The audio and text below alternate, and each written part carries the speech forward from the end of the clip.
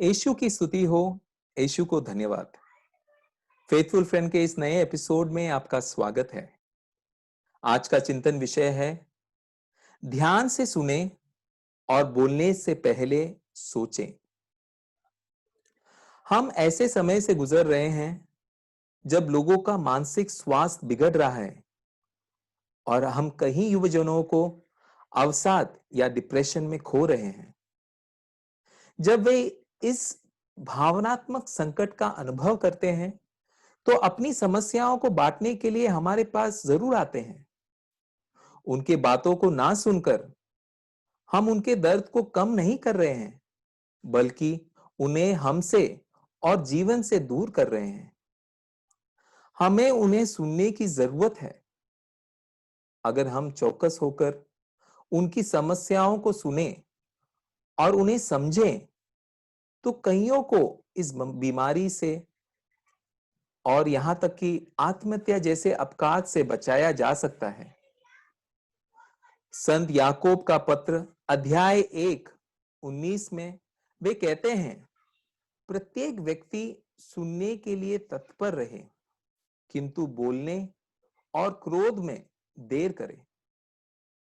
हमारे और दूसरों के जीवन का मूल्य बढ़ाने के लिए यहां कुछ महत्वपूर्ण जानकारियां दी गई हैं।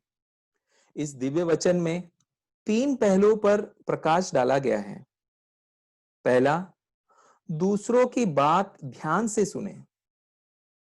दूसरा, जल्दबाजी में बोलने से बचें, बल्कि सोच समझ कर बोलें। तीसरा, उसका उकसाने पर भी भावनाओं में न बहकर शांति से काम लें। दूसरों को बोलने दें, खुद को बोलने के लिए पूरा समय न लें। अपनी वाणी से सतर्क रहें। सिर्फ बोलने की खुशी के लिए दूसरों के बारे में बात करने से बचें। हमारे भाषण में गंभीरता लाएं, क्योंकि जो बोला गया है उसे हम वापस नहीं ले सकते। इसलिए सोच समझ कर बोलें।